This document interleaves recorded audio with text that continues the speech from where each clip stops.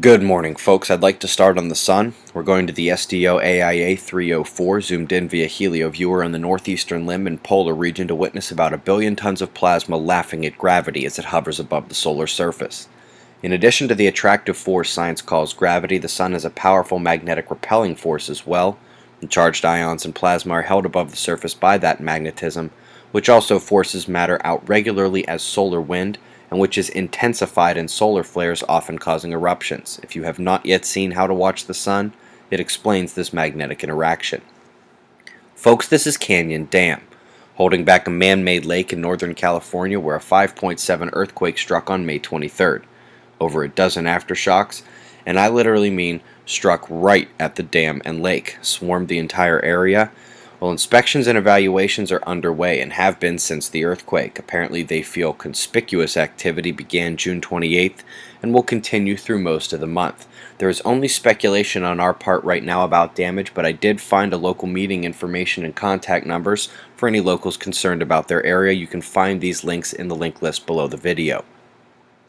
Hopping to Tony Phillips' Spaceweather.com, we're going to share a noctilucent cloud story. For those who don't know, they used to be a rare polar phenomenon, but they're now seen regularly at lower latitudes and now, officially, lower in the atmosphere. It's pure speculation to suggest this is directly related to the collapsing atmosphere, although such a suggestion was made back in the Skyfall chapter of the original Energy from Space video. Coming now to Japan, but not the same water under the plant and what's in it story. This occurred at a different reactor, and this time the water is in steam form above the ground. Tungurahua was popping, and updates suggest it is indeed intensifying. Meanwhile, not far north of that, the Reventador volcano is rumbling as well. Those looking for information, contact numbers, evacuation reports, etc. for the California mountain fire, please check here. While many of us slept, they have issued more evacuations. Cimarron will make landfall today in China. Let's hope they avoid another multi-dozen casualty disaster this time.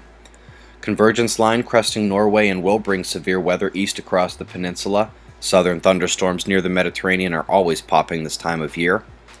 Complex emergency in southern Australia as flash floods, hail, and power outages are accompanying this low-pressure system as it equalizes a lot of pressure and energy along its path.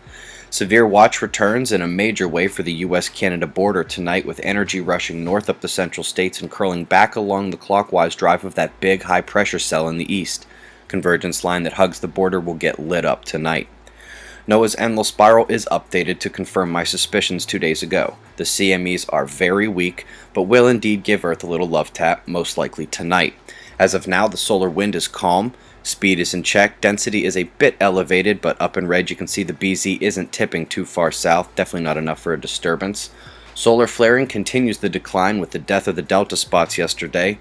Nowhere to go really but up, especially with the sustained umbral spreading of the northern group. Our primary active region still needs to mix more magnetically though. The smaller departing spots in decay and rotating out of view. The incoming active regions are in a triangle. We'll get a better look at them tomorrow. Earth's primary magnetic connection to the Sun is on the Earth-facing half, slightly askew from center, where 7 of the 10 connectivity points are shown on the top right. Below that, the color denotes coronal holes. I see a trans-equatorial end to the current opening with a big one about to turn into view. That's on the right side. That trans-equatorial bit is the remaining red crossing the midline, and the incoming monster is green behind the eastern limb umbral fields.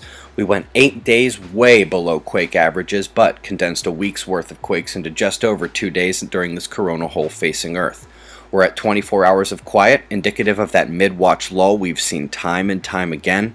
Shots of our star to close and important features to observe going forward. Eyes open. No fear, it's 6:35 a.m. Eastern Time, and that's the news.